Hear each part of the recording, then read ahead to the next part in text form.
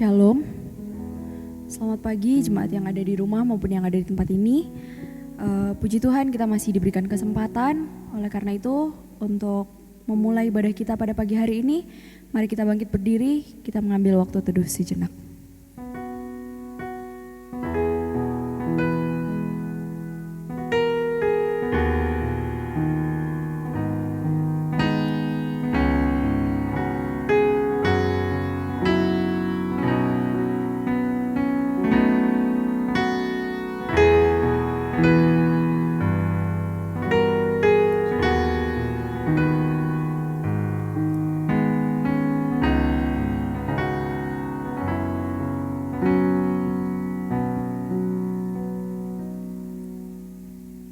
Ibadah ini kita mulai dengan pengakuan bahwa pertolongan kita adalah di dalam nama Tuhan yang menjadikan langit, bumi, dan segala isinya. Dialah Allah yang tidak pernah meninggalkan hasil perbuatan tangannya. Kasih karunia dan damai sejahtera dari Allah Bapa, Allah Putra, dan Allah Roh Kudus menyertai kamu sekalian. Kita sangat bersyukur karena hari ini kita bisa memperingati Hari Paskah, di mana Tuhan telah bangkit dan mengalahkan maut untuk kita semua. Setelah melewati banyak masa yang panjang dari dihina, disiksa, disalibkan, mati, dan dikuburkan, kemudian tepat pada hari ini kita memperingati Tuhan Yesus bangkit. Sungguh besar kasih setia Tuhan pada kita. Mari kita meninggikan Dia, kita memujikan Tuhan, kita pujikan lebih dalam, ku menyembah.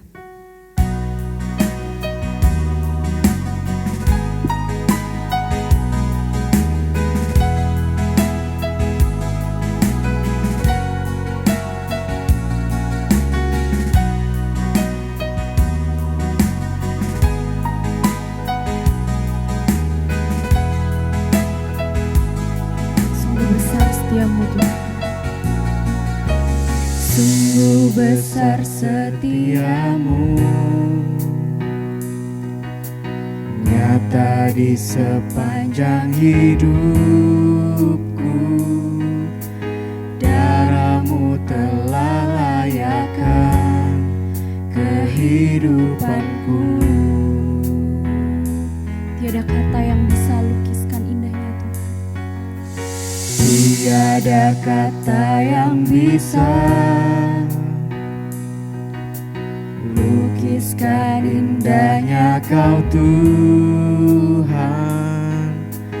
Bagimu segala pujian dan kemuliaan. Ku tinggikan Engkau Tuhan, melebihi segalanya. Lebih dalam ku menyembah, dalam roh dan kebenaran ku tinggikan Engkau Tuhan, melebihi segalanya. Lebih dalam ku menyembah, dalam roh dan kebenaran selamanya.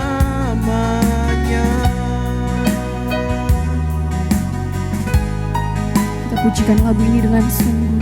Kita katakan sungguh besar setia Tuhan. Terima kasih Tuhan. Sungguh besar setiamu, nyata di sepanjang hidupku. Darahmu telah layakkan kehidupanku.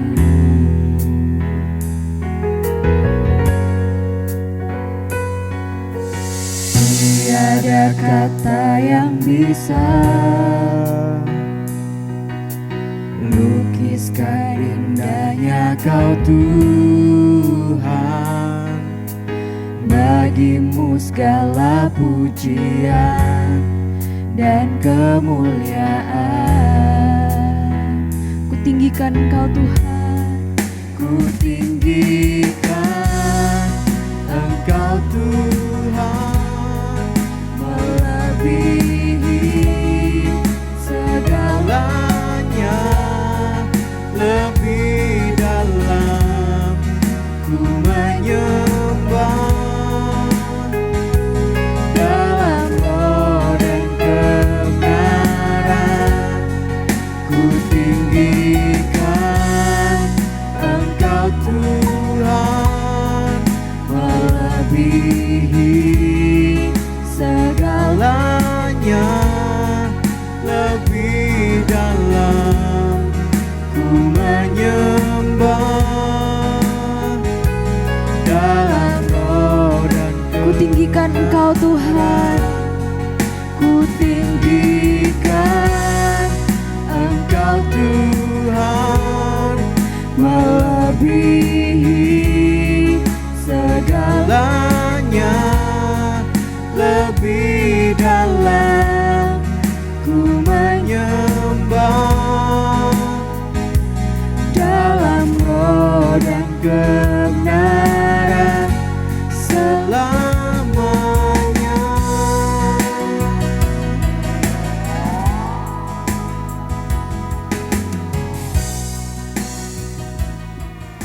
Yang menjadi landasan ibadah kita pada pagi hari ini terambil dari Matius 28 ayat yang ke-10.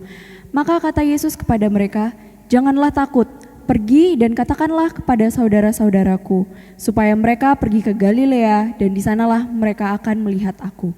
Amin. Jemaat dipersilakan duduk kembali.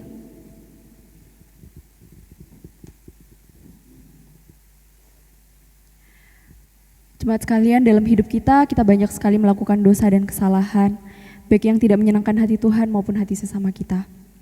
Oleh karena itu, pada pagi hari ini, mari kita bersama-sama mengakui segala dosa dan kesalahan kita di hadapan Tuhan.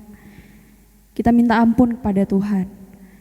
Kita naikkan setiap doa-doa kita di hadapan Tuhan, tapi sebelum itu mari kita pujikan seperti yang Kau ingini.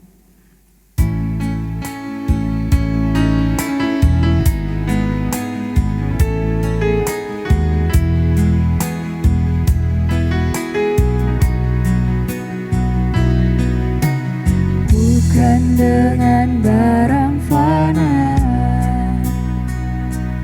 Kau membayar dosaku,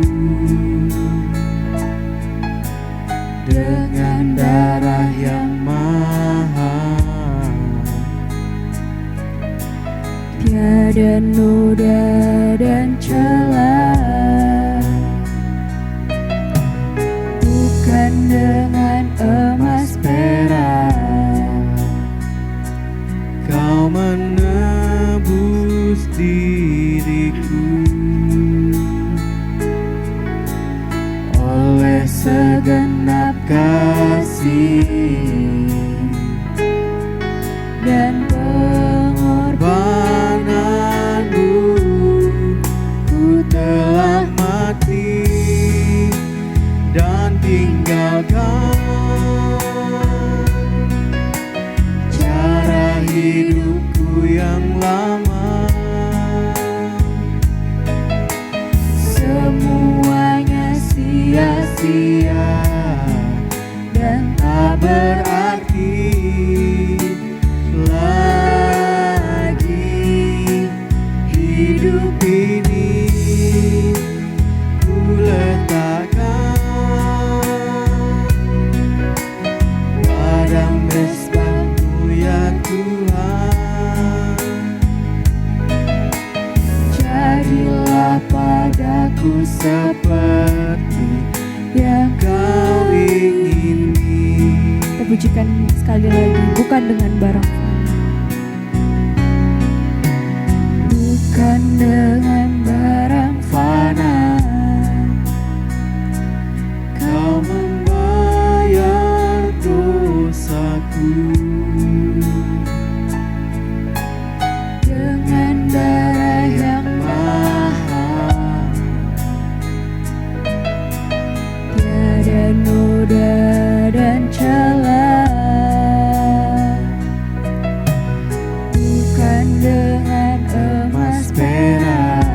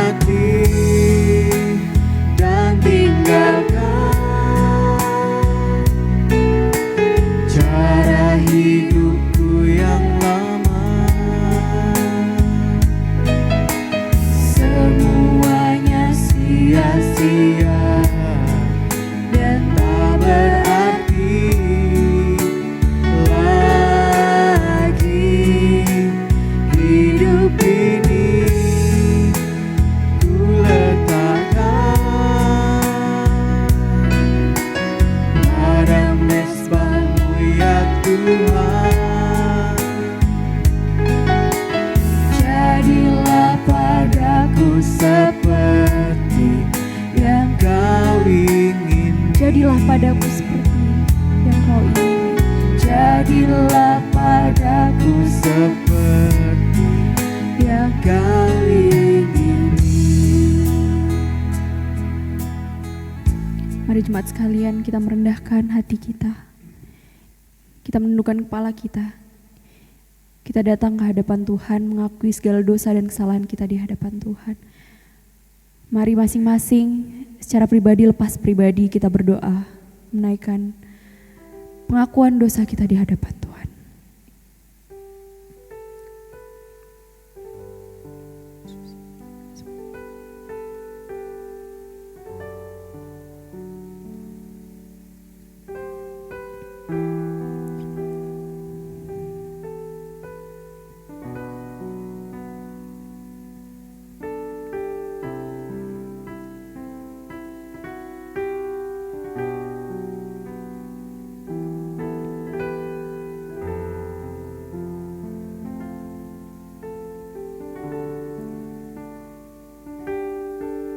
Ampuni kami Tuhan.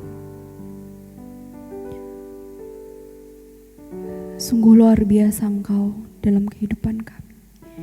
Engkau rela mati di kayu salib, mengorbankan dirimu untuk menebus setiap dosa dan kesalahan kami. Terima kasih Tuhan. Bukan dengan barang yang fana, bukan dengan emas perak, tapi dengan darah-Mu Tuhan, Engkau menebus setiap kami. Terima kasih Tuhan. Engkau telah mengalahkan maut demi kami anak-anak-Mu yang penuh celah ini. Terima kasih Tuhan, terima kasih. Ini kami Tuhan. Ini setiap kami. Pakai kami Tuhan menjadi alat tangan-Mu. Bentuk kami Tuhan untuk menjadi seperti yang Engkau ingini. Terima kasih Tuhan, kami serahkan hidup kami hanya ke dalam tangan-Mu. Hanya di dalam nama Tuhan Yesus Kristus kami berdoa. Amin. Berita anugerah yang terambil dari Kolose 1 ayat 13-14 berbunyi, Ia telah melepaskan kita dari kuasa kegelapan dan memindahkan kita ke dalam kerajaan anak-Nya yang kekasih. Di dalam Dia kita memiliki penebusan kita, yaitu pengampunan dosa.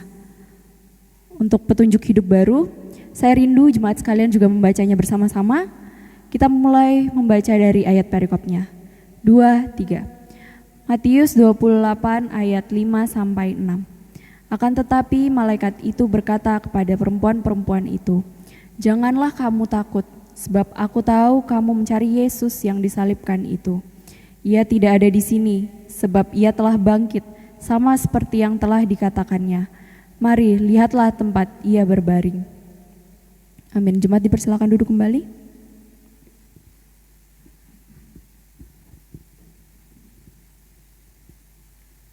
Tiba saatnya kita akan mendengarkan firman Tuhan. Mari kita mempersiapkan diri kita mempersiapkan hati kita pujikan, ingat kasih-Nya.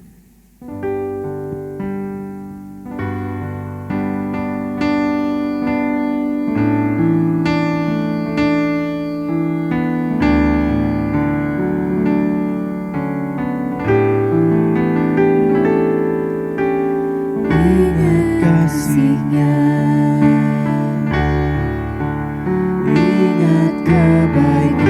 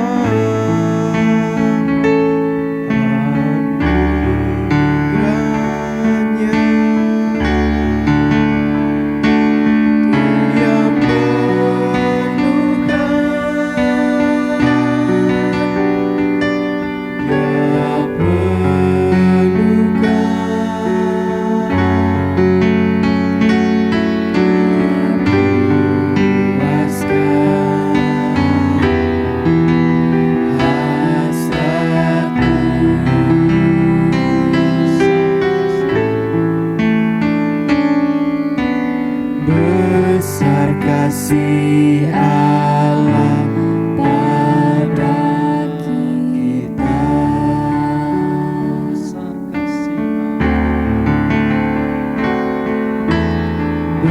Besar kasih Allah pada kita.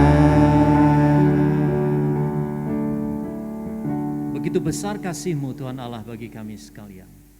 Engkau menganugerahkan Yesus Kristus putra-Mu yang tunggal bagi kami orang-orang yang berdosa. Setiap orang yang percaya, kami telah menaruh iman percaya kepada Tuhan. Dan setiap orang lagi yang lain yang saat ini mau percaya, Engkau akan menyelamatkan dan akan melepaskan kami daripada segala dosa.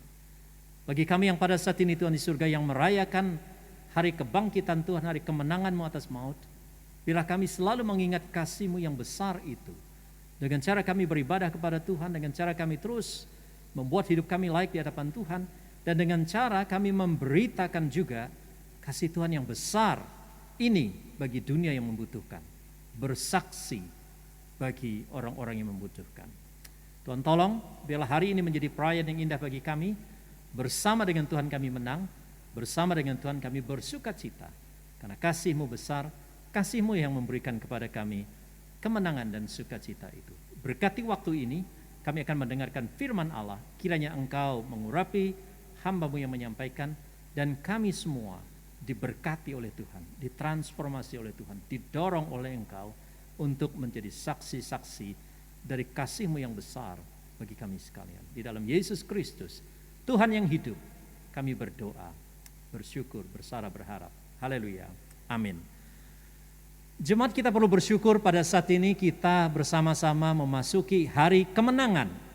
Pada hari Jumat yang lalu kita bersama-sama di dalam suasana yang sangat syahdu, di dalam suasana yang sangat sedih, dan kepilihan itu terkait karena Tuhan kita mati, bukan karena kesalahannya. Alkitab telah membuktikan melalui pengadilan beberapa kali, tetapi karena dosa kita. Mati bukan naas, mati bukan karena tidak ada alasan, tetapi justru karena ingin menanggung dosa saudara dan saya. Pada saat ini kita bersama-sama merayakan kebangkitannya. Maafkan saya sedikit memodifikasi dari tema yang telah ditetapkan oleh gereja untuk topik kita pada hari ini, yaitu dengan saya buat demikian, makna kebangkitan Kristus. Mari sebelum lebih jauh kita berbicara tentang makna ini, kita melihat dulu Paskah. Paskah ini apa sih? Apakah ini tradisi?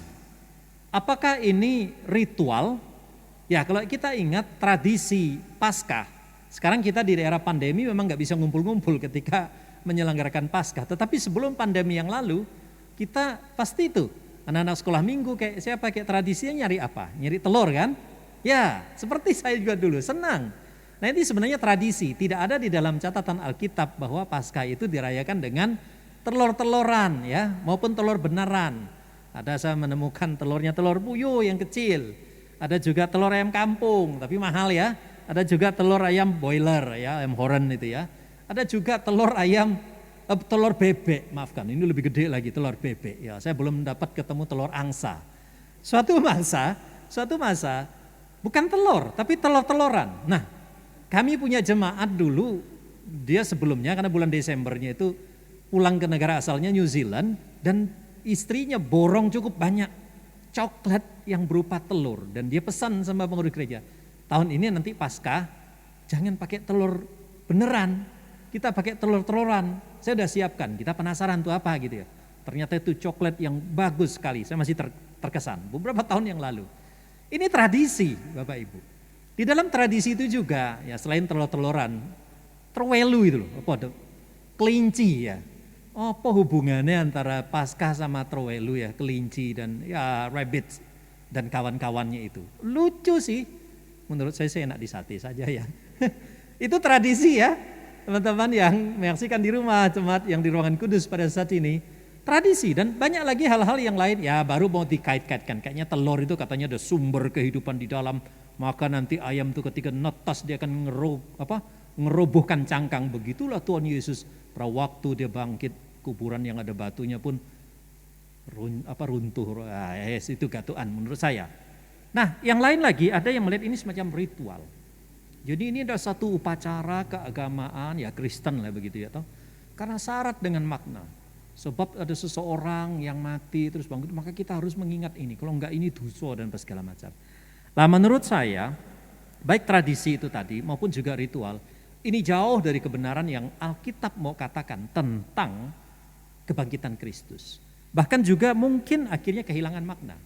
Bagi kita yang mungkin hanya mau telur-telur dan telur-teluran itu, telur beneran maupun telur-teluran, ya cuma di sana maknanya. Tidak ada makna jauh lebih baik dari itu. Apalagi yang hanya ritual, bahkan bisa kehilangan makna. Pada saat ini, kendati pun di suasana kita merayakannya secara virtual maupun juga secara real nanti, ya aktual, apapun dia, mengenang dengan kebangkitan Kristus penuh dengan makna. Saya ingin mengajak kita membaca ayatnya lengkap, tadi sudah beberapa dikutip oleh pemimpin kita, oleh worship leader kita. Matius pasal 28 ayat 1 sampai ayatnya yang ke-10. Cukup banyak, tetapi ini berita yang harus kita dengar, harus kita baca kembali lagi. Dan ini memiliki makna yang luar biasa. Matius 28 ayat yang pertama. Setelah hari Sabat lewat, menjelang menyingsingnya fajar pada hari pertama minggu itu, pergilah Maria Magdalena dan Maria yang lain menengok kubur itu. Maka terjadilah gempa bumi yang hebat, sebab seorang malaikat turun dari langit dan datang ke batu itu dan menggulingkannya, lalu duduk di atasnya. Wajahnya bagaikan kilat dan pakaiannya putih bagaikan salju. Dan penjaga-penjaga itu gemetar ketakutan dan menjadi seperti orang-orang mati. Akan tetapi malaikat itu berkata kepada perempuan itu, "Janganlah kamu takut, sebab aku tahu bahwa kamu mencari Yesus yang disalibkan itu. Ia tidak ada di sini, sebab ia telah bangkit, sama seperti yang telah dikatakannya. Mari, lihatlah tempat ia berbaring. Dan segeralah pergi, katakanlah kepada murid-muridnya bahwa ia telah bangkit dari antara orang mati. Ia mendahului kamu ke Galilea, di sana kamu akan melihat dia, sesungguhnya aku telah mengatakannya kepadamu." Mereka segera pergi dari kubur itu dengan takut dan dengan sukacita yang besar dan berlari cepat-cepat untuk memberitahukan kepada murid-murid Yesus.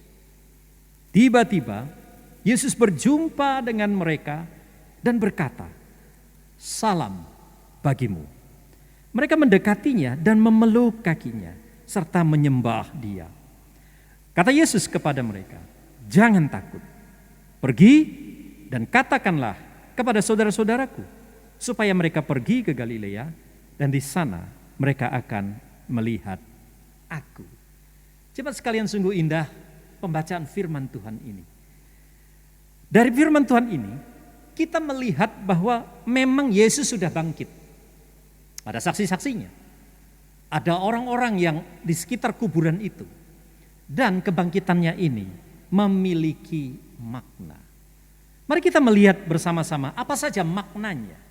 Saya menemukan bahwa makna dari kebangkitan Yesus, yaitu kebangkitan Yesus itu membuktikan bahwa Yesus itu adalah Allah yang berkuasa. Kebangkitan Yesus itu membuktikan bahwa dia adalah Allah yang berkuasa. Berkuasa atas apa? Kita lihat satu persatu. Yang pertama adalah berkuasa atas alam semesta ini. Saudara, pada waktu peristiwa Jumat Agung yang lalu, kita diingatkan juga ada terjadi gempa bumi yang hebat. Oleh versi Markus dan Matius, karena gempa bumi tirai itu terbelah. Di peristiwa ini terjadi gempa bumi lagi. Pak, kok bertubi-tubi sih? Yes, zaman sekarang aja banyak gempa susulan. Ada gempa besar. Nah, biasanya kalau terjadi pertama gempa besar, gempa susulannya itu ada yang terasa, ada yang enggak terasa. Tetapi biasanya agak kurang. Tetapi kadang-kadang juga bisa sama besarnya, bahkan bisa lebih besar dari yang pertama. Nah, peristiwa pada tahun 2018 lalu, kita ingat di Nusa Tenggara Barat itu terjadi gempa berbulan-bulan. Sampai kita melihat gempa itu juga ada di Sulawesi, yang akhirnya ada likuifaksi. Dan itu terus menerus. Pada abad pertama ketika Yesus disalibkan terjadi gempa. Pada waktu hari penyalipannya di hari Jumat. Pada hari Minggu gempa lagi. Kita nggak bahas gempanya karena kita tidak sedang belajar tentang ilmu gempa hari ini. Tetapi gempa yang pertama yaitu penyalipan Yesus itu membuka jalur bagi setiap orang untuk datang berjumpa dengan Allah yang kudus. Karena tirai Allah terbelah.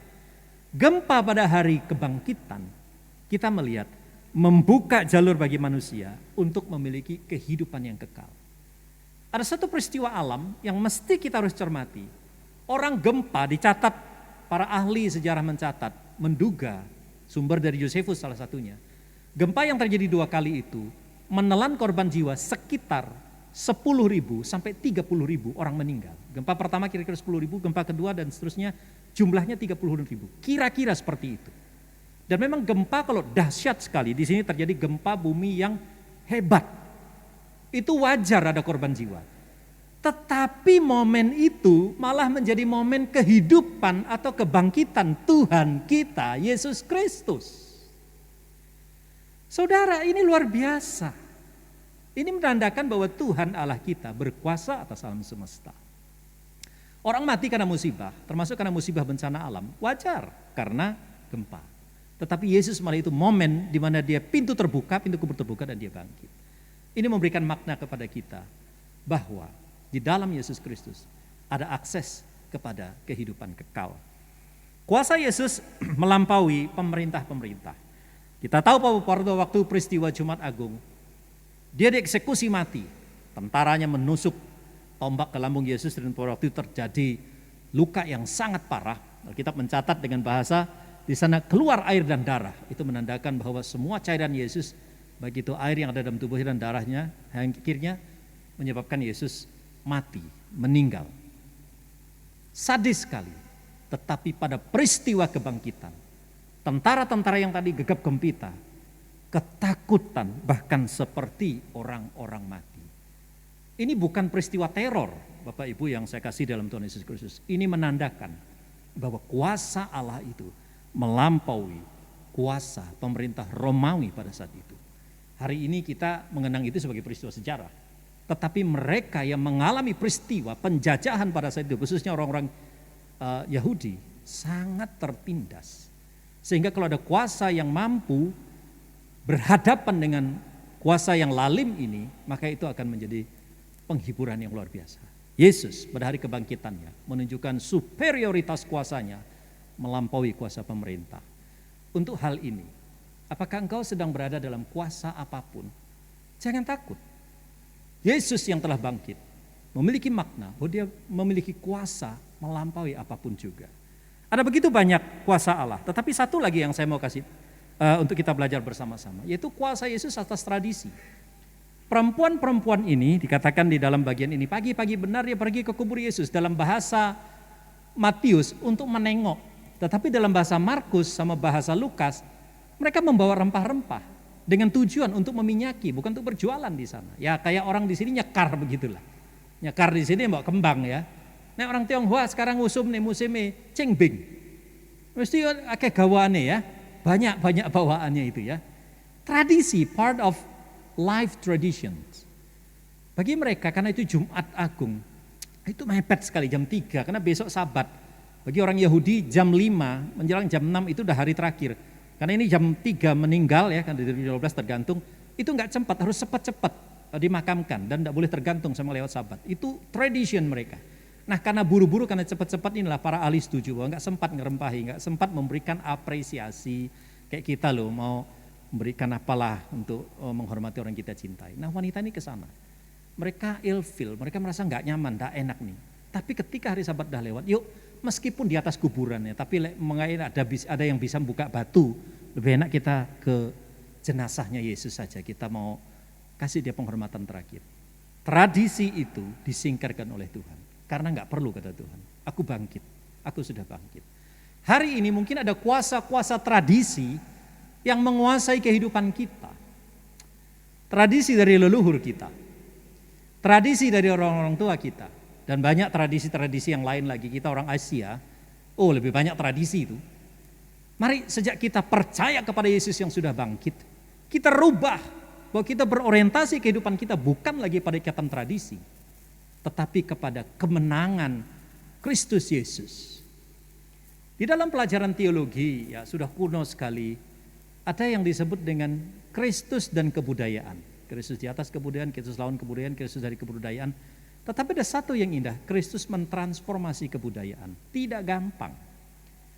Namun saya tawarkan pada saat ini, bagaimana Kristus menciptakan tradisi baru, kebudayaan baru, yaitu kebudayaan cinta, kebudayaan yang kita menghormati Tuhan dan menghormati sesama.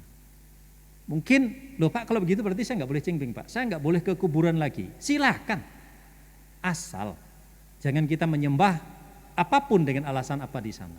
Kita hanya ngenang orang yang kita cintai, ya mungkin ada yang sudah ke kuburan dari orang yang kita cintai, pergi saja nggak apa-apa. Tetapi tidak dengan motif untuk penyembahan dan lain-lainnya. Oh minta hoki, minta nomor, minta jangan wis ya. Nomor wis banyak, nggak berlaku lagi. Tuhan Yesus sudah bangkit. Dia telah mengalahkan semua tradisi. Berikutnya, makna apa yang ada pada kebangkitan Yesus Kristus? Bahwa kebangkitan Yesus itu membuktikan Yesus adalah Allah yang hidup. Ayat 6. Jemaat, Matius pasal 28 ayat 6. Malaikat itu berkata kepada perempuan-perempuan itu, ia, yaitu Yesus, tidak ada di sini. Di mana itu? Di kuburan. Tidak ada lagi di kuburan. Sebab ia telah bangkit. Perhatikan kata telah. Sama seperti yang telah dikatakannya. Mari, lihatlah tempat ia berbaring. Perhatikan di sini fakta mengenai kematian Yesus. Bahwa secara medis, kematian Yesus itu valid. Ada indikasi ketika ditombak tadi keluar darah dan air. Dan akhirnya Yesus mengembuskan nafas. Seperti dalam Jumat Agung kita mengingat. Ke dalam tanganmu kuserahkan nyawaku, nyawa Tuhan. Jadi nafas selesai, tubuh dan jiwa berpisah, didefinisikan secara pengertian. Itulah kematian. Secara medikal, jantung berhenti. Karena terlalu banyak cairan dan darah yang dikeluarkan, stop. Organ jantung tidak berhenti dan secara medikal sah. Kalau di rumah sakit dikeluarkan surat kematian, sah. Secara budaya, penguburan Yesus itu juga sah. Ya, karena hanya orang yang sudah meninggal yang layak di makam. Yusuf Arimatea, kalau kita mengingat peristiwa Jumat Agung itu, yang dipakai Tuhan untuk melaksanakan semua itu. Tetapi, secara teologi, ini yang indah. Kematian Yesus itu bersifat temporal atau sementara. Hanya berbaring. Malaikat tidak salah sebut. Lihatlah tempat dia berbaring. Loh Pak, kalau begitu kan berarti Yesus ini eto-etoan, tidak mati beneran. Mati, valid saya sudah bilang. Secara medis, secara budaya valid kok, sah kok. Jadi enggak eto-etoan, bukan main-main, bukan drama. Ya, sungguh-sungguh dia mati. Tetapi kematian itu temporal, cuma 3 hari. Dan itu bagaikan dia berbaring. Dalam satu peristiwa ketika Yesus pelayanan, dia ditangisi oleh saudara-saudara dari Lazarus. Karena pada waktu Lazarus sakit keras, Yesus itu diharapkan datang, Yesus enggak datang. Delay, ya. Yesus delay. Nah, sakit keras mau meninggal, ya meninggal beneran. Dan bahkan pada waktu hari pemakaman Yesus enggak datang. Hari keempat kemudian baru datang. Meraunglah saudari-saudarinya dari almarhum Lazarus ini. Tetapi Yesus katakan pada waktu pesan itu jangan kau tangisi dia. Dia tidak mati. Dia cuma tidur. Di mata Tuhan, bagi kita sangat serius kematian itu. Tetapi di mata Tuhan itu temporal. Yesus sendiri membuktikan. Ini menandakan bahwa dia adalah Allah yang hidup. Sehingga jemaat, engkau beribadah, merayakan Paskah sekali lagi untuk yang kesekian kali sebelum-sebelumnya kita telah merayakan. Ingatlah bahwa kita menyembah the living God, Allah yang hidup. Nah, kalau kita menyembah Allah yang hidup, apa permasalahan hidup yang begitu berat dalam hidup kita? Jangan terlalu takut. Tuhan Allah kita adalah Allah yang hidup. Mari pelan-pelan. Saudara yang ada di rumah, saudara yang di ruang tempat suci ibadah pada saat ini katakan, aku menyembah Allah yang hidup. Silakan ngulang. 1, 2, 3. Aku, kita menyembah Allah yang hidup. Kematian itu cuma temporal. Ya Pak, kematian Tuhan temporal 3 hari. Saya loh sudah sekian bulan ditinggalkan oleh orang yang saya cintai. Dia suami saya mungkin, istri saya mungkin. Bahkan di tengah kami menikmati kehidupan, penyakit yang berat ini merenggut nyawa orang yang saya cintai. Sampai sekarang gak datang-datang Pak. Oke. Istilah temporal, istilah sementara ini, bagi kita mungkin deret waktunya kalau Yesus 3 hari. Tetapi di mata Tuhan, Alkitab berjanji, di dalam Yohanes 11:25, akulah kebangkitan dan hidup. Barang siapa percaya kepadaku, ia akan hidup walaupun ia sudah mati. Artinya, pada suatu hari nanti, Yesus yang sudah dibangkitkan ini akan membangkitkan juga semua orang yang percaya kepada dia. Dan di sana kita akan diangkat bersama-sama dan juga akan mengalami kemenangan bersama dengan Tuhan selamanya. Kita melihat data pada hari ini, di dunia ada sekitar 2,8 juta yang meninggal. Ini di tengah itu. Per hari kemarin saya mengakses data ini. Hampir 3 juta orang yang meninggal karena terpapar oleh COVID. Di Indonesia sendiri di kolom ini kita melihat 41 ribu. Ini yang tercatat. Pak itu data, oke silakan argue data, tetapi kita melihat ini ada orang meninggal gitu. Dan benar-benar karena ini COVID, tidak main-main. Di dalamnya ada orang yang belum percaya Tuhan, tetapi kita juga tahu ada orang yang sudah percaya Tuhan. Nah, jemaat bagaimana ini? Berkaitan dengan Yesus yang kita sembah hari ini adalah Yesus yang hidup, yang telah mengalahkan maut. Bagi mereka yang sudah meninggal, berbahagia kata firman Tuhan. Karena jerih lelah mereka tidak akan menjadi sia-sia dan mereka akan dibangkitkan kembali pada hari terakhir. Bagi mereka yang belum percaya kepada Tuhan, mereka sudah disediakan tempat oleh Tuhan sebagaimana yang dikatakan oleh Alkitab. Sekarang yang paling penting bagi saudara dan saya yang masih hidup di dunia hari ini, kita tidak plan to die. Kita tidak merencanakan untuk pada kematian. Baiklah kita prepare when the death of the day is coming to us.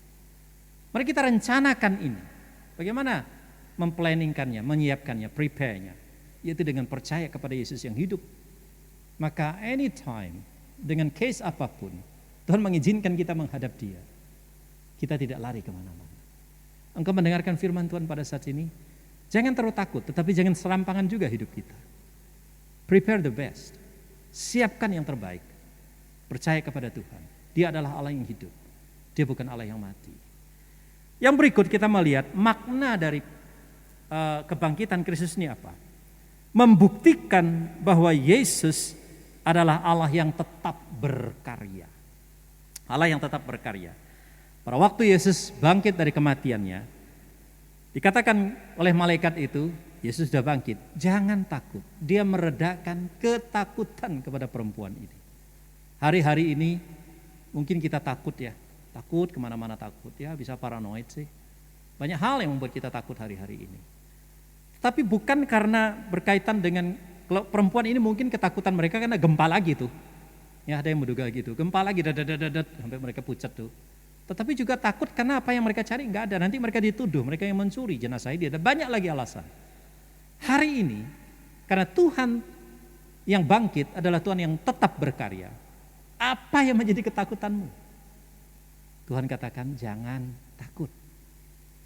Jangan takut. Jangan takut. Ada yang mencoba menghitung bahwa kata jangan takut di dalam Alkitab ini muncul 360-an kali. Sehingga banyak yang mengutip, salah satunya pendeta Rick Warren di Amerika mengatakan ada sekitar 365 kali muncul kata jangan takut di dalam Alkitab. Itu berarti bahwa setiap hari kita nggak boleh takut. Karena dalam setahun ada 365 hari. Tetapi mengapa kata ini muncul 300? Ini mungkin kebetulan aja. Karena setiap hari manusia tidak mungkin tidak pernah takut. Saudara, kita melihat juga bahwa peristiwa kelahiran Yesus, malaikat-malaikat datang kepada gembala. Para gembala itu disapa oleh malaikat apa? Jangan takut. Di peristiwa kebangkitan juga berkata kepada wanita-wanita itu jangan takut. Memang kehidupan kita banyak ketakutan. Saya punya banyak ketakutan. Tapi hari ini mari kita bersama-sama diingatkan. Tuhan Allah yang bangkit, yang hidup itu berkarya. Dan salah satu karyanya adalah melenyapkan ketakutan. Karya berikut apa? Kepada murid-muridnya. Yesus yang bangkit tidak cuek. Dia berusaha untuk berjumpa dengan murid-muridnya. Memang dia berjanji akan bertemu dengan murid-muridnya.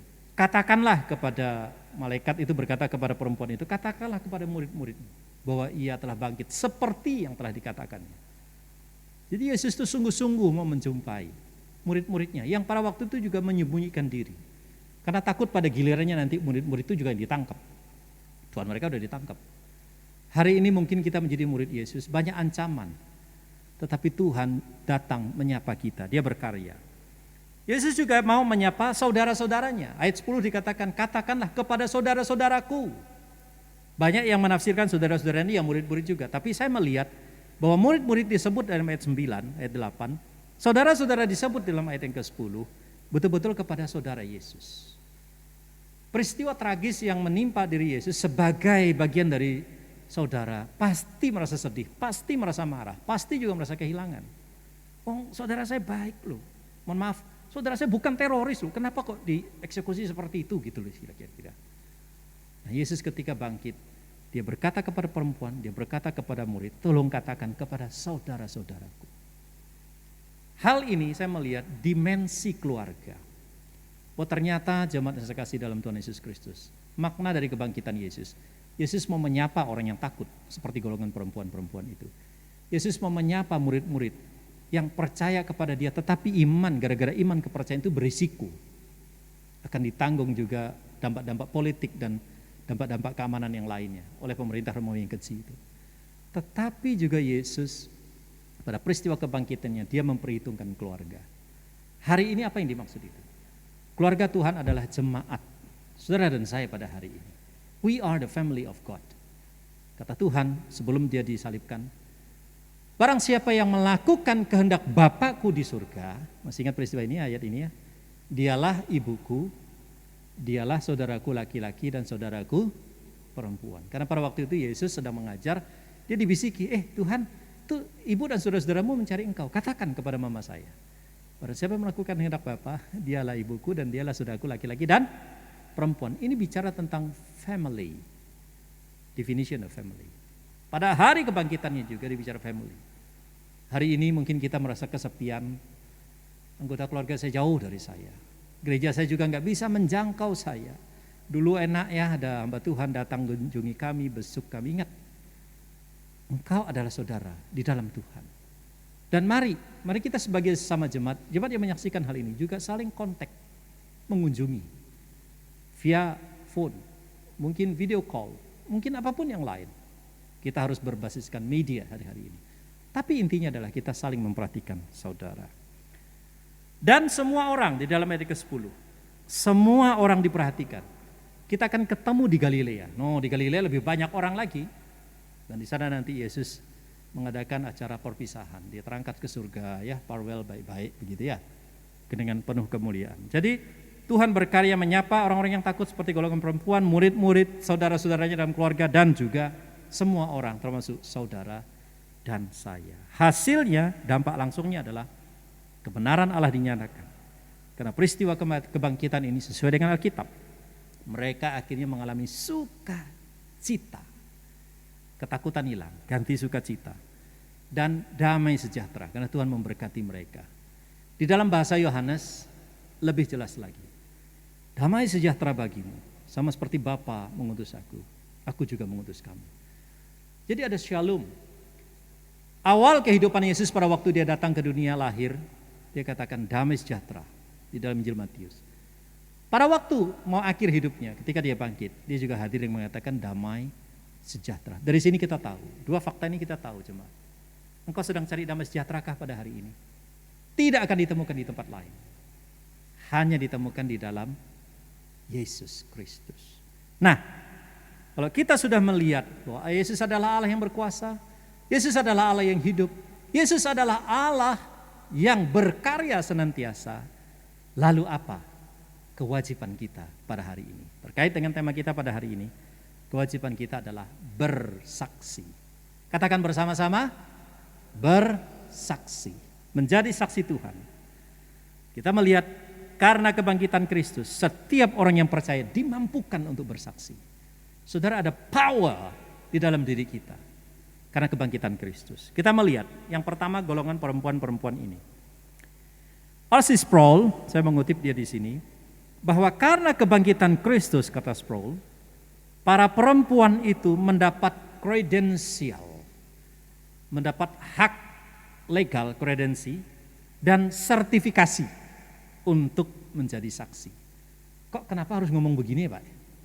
Karena ada peristiwa seperti yang dikutip oleh William Craig tentang bagaimana orang Yahudi kuno memandang kaum perempuan. Dia mengutip rabi kuno Yahudi mengatakan begini, segeralah bakar isi perkataan Taurat itu daripada diajarkan kepada perempuan. Karena perempuan itu tidak layak mendengarkan pengajaran Taurat. Karena mereka orang yang tidak memiliki kedudukan yang terhormat di struktur sosial masyarakat Yahudi kuno. Dan di dalam kalimat berikutnya mengutip lagi perkataan Rabi, berbahagialah orang yang memiliki anak-anak lelaki, namun terkutuklah dia yang memiliki anak perempuan. Gile, anak laki hoki, anak perempuan sial, kira-kira gitu loh. Saudara, ada loh budaya yang kayak gini. Nah, oleh karena itu perempuan juga nggak boleh menjadi saksi di pengadilan. R.C. Sproul tadi mengatakan, karena kebangkitan Kristus, perempuan-perempuan itu yang ke kuburan Yesus pada waktu itu mendapat hak kredensi. Kredensi itu apa? Kredibel, dapat dipercaya, dan sertifikasi, certify. Ya, kalau guru sekarang itu mau pantas jadi guru tuh ada sertifikasi guru kan? Kalau saudara mau jadi instruktur apa terus sertifikasi. Ya, saya dengar teman saya itu dia usahanya pajak, dia harus dapat sertifikasi juga untuk legalnya gitu. Dunia membutuhkan itu, saudara. Nah, wanita ini mau cari ke lembaga sosial, lembaga hukum, lembaga kuasa negara nggak akan dapat. Tetapi dia dapatnya dari Yesus. Yang dia saksikan juga kontennya, nah ini dia. Bukan hanya formatnya, tapi kontennya tentang kehidupan Yesus. Jadi saudara, karena kebangkitan Yesus, kita mendapat legalitas dan kredensi untuk bersaksi. Sekarang jangan saksikan yang lain-lain. Berkenaan dengan kebangkitan Kristus, saksikan bahwa Yesus itu sungguh-sungguh hidup. Yesus itu sungguh-sungguh berkuasa, Yesus sungguh-sungguh berkarya. Itu yang kita saksikan. Seperti 3 poin di atas tadi. Kita melihat sekarang, bagaimana cara Tuhan memampukan mereka bersaksi. Lihat ini, pergerakannya menarik sekali. Yaitu yang pertama kita melihat cara kesaksian berdasarkan geografis. Perhatikan, dari perempuan ini pola bersaksinya pada abad pertama, mulai dari kuburan. Itu kuburan yang kosong itu loh. Betul? Dari makam. Ya, dari pulang dari Cengbeng ini kira-kira gitu ya. Pulang dari makam. Setelah dari makam masuk ke mana? Galilea, Tuhan bilang. Pergi ke Galilea nanti. Perhatikan, makam itu di luar kota, sama seperti hari pengadilan waktu di Golgota. Di luar kota, enggak ada makam di tengah kota. Di Surabaya oke ya. Ini tengah kota orang makam gitu ya kira-kira ya toh. Tapi rata-rata ke Kembang apa? Ono Kembangnya. Kembang Kuning ya. Wis enggak paham saya gitu ya. Ya, lebih baik juga kayak situ kan kira-kira gitu ya. Di luar, ini settingan Israel kuno. Dari makam ke Galilea. Dari Galilea berita itu memenuhi kota Yerusalem. Sampai nunggu hari Pentakosta. Coba lihat ini geseran geografisnya. Dari Yerusalem waktu pencurahan Roh Kudus di dalam kisah di dalam Lukas pertama, Tuhan Allah berjanji pada waktu Roh Kudus dicurahkan dari Yerusalem mereka akan ke Yudea, ke kota yang berikutnya, ke provinsi yang berikutnya, ke Yudea, ke negara tetangga, Samaria, dan akhirnya ujung bumi. Tapi coba lihat, ini kemampuan mereka diberdayakan oleh peristiwa kebangkitan dan oleh kekuatan Roh Kudus. Secara geografis, kesaksian itu meluas. Pada abad yang ke-20, mereka menekankan pendekatan etnografis. Pantata etna, semacam begitu kira-kira. Nah itu di dalam Wahyu pasal yang ke-7 ayat 9. Di sana pola kesaksiannya merujuk kepada kolektivitas manusia dari segala bangsa, suku, kaum, dan bahasa. Sehingga kita mengenal ada pendekatan sekarang adalah pendekatan suku-suku yang belum terjangkau oleh Injil. Lihat populasi sukunya. Ini berbasiskan etnografi. Nah kalau tadi yang di atas berbasiskan geografi. Makanya banyak misionari pergi meninggalkan negaranya ke negara kita, ke negara yang lain. Karena penjangkauannya geografis.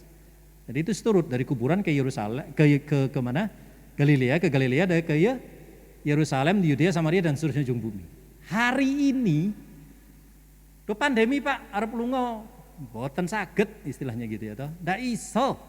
Ndak usah pergi, tapi kita bisa jadi saksi. Karena basisnya kita sekarang, platformnya kita netnografi. Netnografi ini istilah khusus pada tahun 2010 itu sebagai salah satu metode, kajian metodologi. Tetapi netnografi itu mengingatkan kepada kita ini sekarang komunitas net di era platform, di era digital ini. Mari siapkan konten kita tentang kebangkitan Kristus dan kita bisa sebarkan melalui platform kita di jaringan kita semua. Ya jangan hanya dagangan kita toh yang kita marketkan di situ gitu loh. Tapi berita kelahiran, berita apa? Kemenangan Kristus, netnografi. Pola bersaksi di abad 21 menjangkau setiap individu, bukan hanya region, daerah. Yang terkoneksi dalam jaringan secara digital. Saudara tahu populasi pengguna internet sekarang berapa juta atau berapa miliar orang? Ya, saudara yang lebih tahu dari saya akurat. Itu kesempatan kita. Mari isi kontenmu. Hari ini kita punya gadget di tangan kita masing-masing. Konten apa yuk yang sering kita lihat setiap hari? Dan konten apa juga yang sering kita repost? Mari pastikan kita bersaksi melalui ini. Nah, jemaat yang kasih dalam Tuhan Yesus Kristus, sungguh bahwa kebangkitan Yesus Kristus itu bermakna luar biasa bagi kita. Bahwa Yesus adalah Allah yang berkuasa, Yesus adalah Allah yang hidup, Yesus adalah Allah yang berkarya. Tiga ini hendaklah menjadi sumber konten kita. Dan kita ambil tanggung jawab. Yesus memampukan kita, memberdayakan kita untuk menjadi saksi-saksinya. Perempuan itu telah mendapat kredensi dan sertifikasi, kata Sproul. Hari ini kita telah mendapat banyak platform untuk tinggal kita isi kontennya. Mari bersama dengan hamba Tuhan di tempat ini, saya juga, kita semua memberitakan tentang Kristus yang hidup itu, Kristus yang berkuasa itu, dan Kristus yang berkarya itu. Karena dia telah bangkit. Yesus sungguh hidup. Dia telah bangkit. Selamat Paskah. Tuhan Yesus memberkati saudara. Mari kita berdoa. Bapa, tolong kami di abad sekarang ini, di tengah perkembangan teknologi belakangan ini, yang kami hidup di dalamnya juga, berikanlah hikmat bagi kami. Agar kami memiliki iman yang selalu kokoh tetapi juga tetap relevan di dalam zaman kami. Agar kami menyaksikanmu melalui platform apapun yang Tuhan izinkan kami pakai. Dengan konten, oh Yesus bangkit dari kematian menunjukkan bahwa dia Allah yang hidup, dia Allah yang berkuasa, dia adalah Allah yang terus berkarya. Maka Tuhan di surga, kami tidak punya alasan untuk tidak menyaksikan Engkau. Dan bagi kami yang telah percaya kepada Tuhan dalam segala kondisi kehidupan kami, mari biar Tuhan berkati agar setiap pergumulan kami, Tuhan hadir memberikan jalan keluar yang terbaik. Dan kami dedikasikan sepenuhnya hidup kami. Pakailah Tuhan, menjadi alat kemuliaan nama-Mu. Gerejamu di tempat ini juga Engkau berikan kuasa-Mu, berdaya guna berkembang dengan luar biasa. Dengar dan tolonglah kami Tuhan.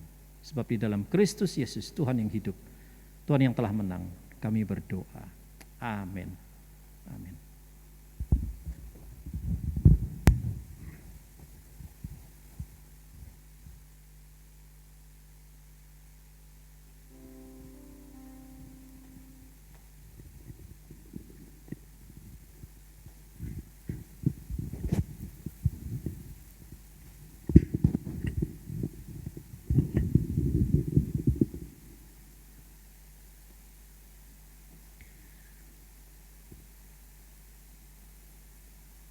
Baik, terima kasih atas firman yang telah disampaikan. Sungguh luar biasa, biarlah firman tadi boleh menjadi berkat untuk kita semua. Untuk meresponi firman Tuhan tadi, mari kita pujikan. Dia sungguh baik.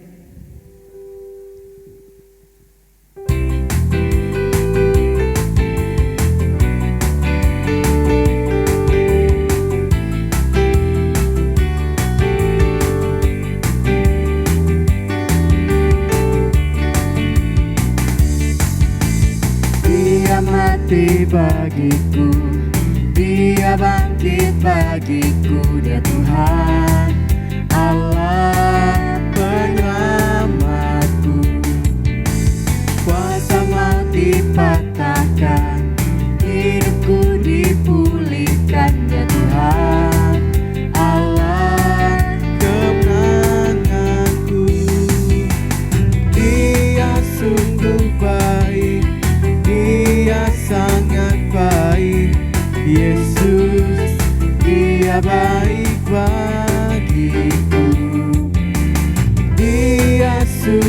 baik, Dia sangat baik.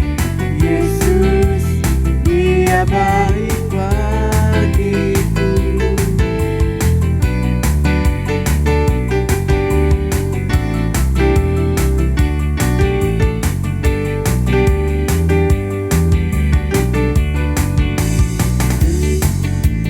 Dia ada dalamku, bergerak di hidupku. Dia Tuhan Allah kekuatanku. Dia penuhi hatiku dengan kuasa kasih-Nya. Dia Tuhan Allah kemenanganku. Dia sungguh baik, Dia sangat baik. Yesus, Dia baik bagiku. Dia sungguh baik, Dia sangat baik. Yesus, Dia baik bagiku. He is so good to you, He is so good to me. He is so good to you.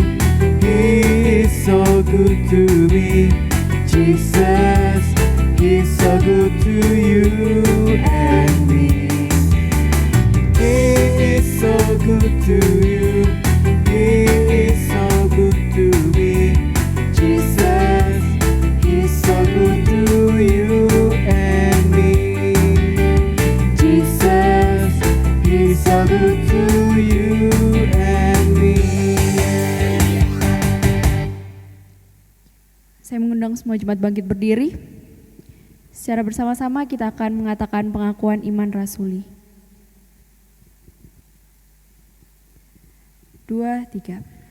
Aku percaya kepada Allah, Bapa yang Maha Kuasa, Khalik langit dan bumi, dan kepada Yesus Kristus, Anaknya yang tunggal Tuhan kita, yang dikandung dari Roh Kudus, lahir dari anak darah Maria, yang menderita sengsara di bawah pemerintahan Pontius Pilatus, disalibkan, mati dan dikuburkan, turun ke dalam kerajaan maut, pada hari yang ketiga bangkit pula dari antara orang mati, naik ke surga, duduk di sebelah kanan Allah, Bapa yang Maha Kuasa, dan dari sana Ia akan datang untuk menghakimi orang yang hidup dan yang mati. Aku percaya kepada Roh Kudus, gereja yang kudus dan am, persekutuan orang kudus, pengampunan dosa, kebangkitan tubuh, dan hidup yang kekal. Amin. Jemaat dipersilakan duduk kembali. Kita akan memasuki doa syafaat yang akan dibawakan oleh Lose Jovi.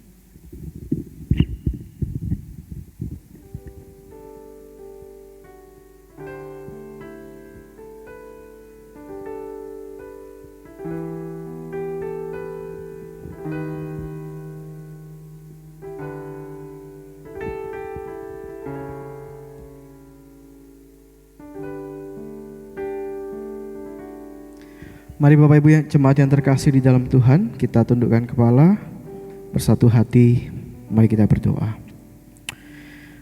Bapa di dalam surga, kami sungguh mengucap syukur, berterima kasih kepada Engkau, Allah yang berkuasa atas hidup kami. Kami sungguh berterima kasih di dalam perjalanan hidup yang kami boleh lalui. Tuhan, Engkau masih mengasihi dan menyertai kami. Bahkan pada hari ini ya Tuhan, kami boleh merayakan bersama-sama akan kebangkitan Kristus Yesus. Kami menang atas maut karena Engkau sendiri yang boleh menolong setiap kami. Kami percaya bahwa Engkaulah jalan keselamatan kami. Engkau yang memberi kami hidup dan Engkau yang boleh menyertai akan perjalanan hidup kami di waktu yang akan datang.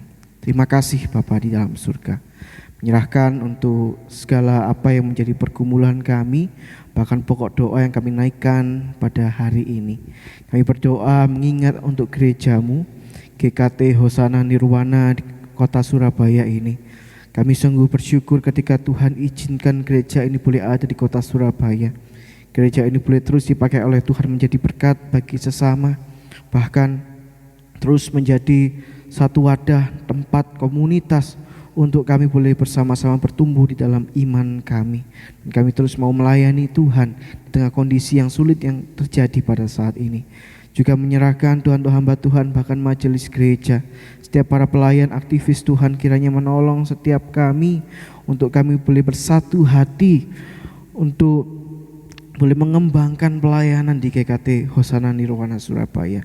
Terima kasih Bapak di surga. Bahkan kerinduan kami ke depan, setiap hal yang akan kami kerjakan, gereja ini akan kerjakan, biarlah Tuhan yang berikan yang terbaik bagi setiap anak-anak-Mu yang boleh melayani Engkau. Dan bahkan kami terus mau memuliakan nama Tuhan saja.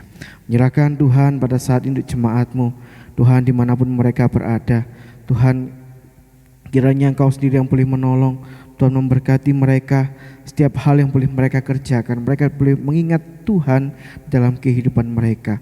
Mungkin mereka mengalami kesulitan, kesusahan, terdampak karena pandemi ini. Tuhan kiranya Engkau berikan kesabaran bagi mereka, bahkan juga memberikan kesehatan di dalam mereka menjalani hari-hari dalam segala aktivitas yang mereka lakukan. Bapa di dalam surga, kami rindu bahwa setiap kami boleh diperlengkapi oleh Tuhan menjadi alat-Mu, menjadi berkat bagi sesama kami. Biarkan juga untuk bangsa dan negara kami yang tercinta ini, kami mengingat bangsa ini ke dalam tangan Tuhan saja. Tuhan menolong pemerintahan, presiden, wakil presiden, bahkan para menteri maupun jajarannya, pemerintahan pusat, bahkan sampai ke pemerintah di daerah-daerah. Tuhan, kami berdoa kiranya Tuhan yang boleh memberikan hikmat kepada mereka, supaya Tuhan sendiri yang boleh menolong mereka boleh memiliki suatu tujuan yang sama untuk mensejahterakan rakyat penduduk Indonesia ini. Terima kasih Bapa di dalam surga. Mengingat juga beberapa waktu ini cuaca kurang begitu baik, Tuhan kami berdoa mungkin ada beberapa titik di daerah di Indonesia ada bencana alam. Kami mengingat mereka dalam doa kami pada hari ini, supaya Tuhan yang boleh menolong, bahkan pemerintah boleh tanggap akan bencana alam yang terjadi pada akhir-akhir ini. Terima kasih Bapa di dalam surga. Inilah doa kami naikkan rasa syukur kami kepada Tuhan. Terima kasih kami kepada Tuhan. Hanya di dalam nama Tuhan Yesus kami sudah berdoa dan berterima kasih. Amin. Baik, shalom. Selamat Paskah untuk kita semua. Saya mewakili hamba Tuhan dan juga majelis GKT Hosana Nirwana akan menyampaikan warta gereja pada hari ini, Minggu 4 April 2021. Yang pertama, terima kasih untuk setiap para pelayan Tuhan yang sudah melayani pada hari ini. Juga untuk Pendeta Linus Baito dari Malang yang sudah melayani kita dalam penyampaian firman Tuhan. Kiranya Tuhan Yesus boleh memberkati keluarga dan juga sebagai dosen Pak ya di SCT Aletea Lawang. Kemudian bagi Bapak Ibu jemaat yang ingin memberikan persembahan, Bapak Ibu bisa memberikannya melalui transfer, melalui nomor rekening yang tertera di layar LCD. Atau yang kedua, Bapak Ibu bisa datang ke gereja, kemudian memasukkannya ke dalam amplop, dan kemudian memasukkannya ke dalam kotak persembahan yang sudah disediakan di depan. Gereja terus menghimbau kepada Bapak Ibu jemaat, seluruh jemaat sekalian tetap mematuhi protokol kesehatan dari pemerintah, tetap menjaga jarak ya, social distancing, dan selalu memakai masker jika Bapak Ibu sekalian ada kepentingan di luar rumah. Dan mungkin juga bagi Bapak Ibu jemaat yang membutuhkan bantuan karena terkena dampak dan mengalami kesulitan akan kebutuhan sehari-hari di masa pandemi ini, Bapak Ibu jangan sungkan dapat menghubungi gereja, bisa menghubungi saya atau majelis yang melayani untuk nanti akan dikoordinir dan akan dibantu melalui pelayanan diakonia. Untuk minggu depan, tanggal 11 April kita akan bersama-sama juga mengikuti peribadahan pada hari Minggu 11 April 2021 dengan tema iman yang berdampak. Pembicara saya dan akan diadakan live streaming pada pagi hari melalui Facebook jam 9 dan pada sore hari juga akan diadakan melalui via YouTube ya. Bapak Ibu bisa memperhatikannya. Jadi Bapak Ibu sekalian, jika ada yang ditanyakan seputar pelayanan gereja, Bapak Ibu bisa langsung menghubungi saya atau menghubungi majelis gereja yang melayani untuk nanti bisa dilayani. Jadi jangan sungkan sekali lagi kepada Bapak Ibu jemaat, jika memang benar-benar membutuhkan, saya membutuhkan untuk bulan ini bisa nanti akan dikoordinir ya. Jadi yang penting yang perlu Bapak Ibu sekalian ketahui adalah kita ada pelayanan untuk diakonia. Jadi jika Bapak Ibu sekalian membutuhkan bantuan, bisa langsung menghubungi kepada gereja. Baik, itu saja. Jika Bapak Ibu sekalian belum mendapatkan e-warta seperti yang saya punya ini, jadi Bapak Ibu bisa menghubungi saya atau bisa menghubungi majelis gereja untuk nanti bisa di-share, dibagikan e-warta yang dibagikan setiap minggunya kepada Bapak Ibu sekalian. Sebagai satu informasi juga kegiatan kita selama 1 pekan ke depan. Baik, itu saja warta jemaat kita pada hari ini. Kiranya setiap kita boleh diberkati oleh Tuhan dan terus dipakai oleh Tuhan menjadi berkat bagi sesama dan bahkan terus menjaga kesehatan di tengah kondisi yang ada saat ini. Amin. Baik Bapak Ibu yang terkasih di dalam Tuhan, mari bersama-sama kita akan mengakhiri peribadahan kita. Saya mengundang setiap kita untuk bangkit berdiri. Segala pujian hormat hanya bagi Tuhan. Kita pujikan doksologi dan doa berkat oleh Pendeta Linus Beito. Dan kita akhiri dengan pujian amin.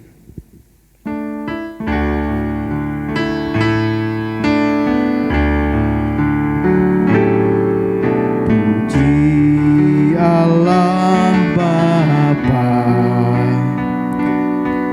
puji Allah Putra, puji Allah Roh Kudus, ketiganya esa. Allah sumber berkat dan sumber kurnia, kami mohon berkat-Mu dalam karya di dunia.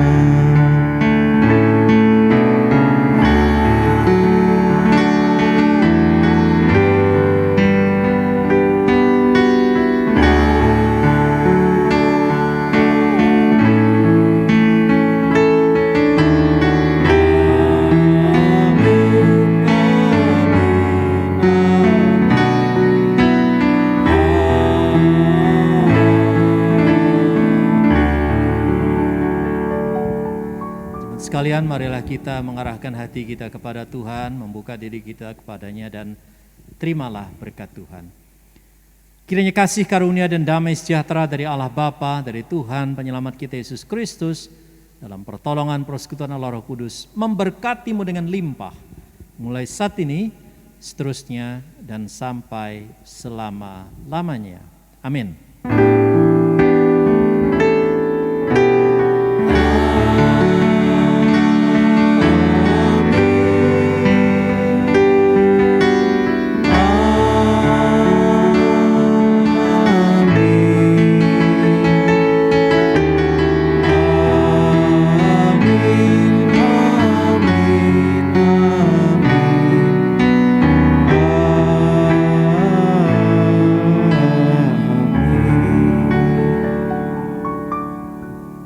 Yesus memberkati kita sekalian. Selamat Paskah.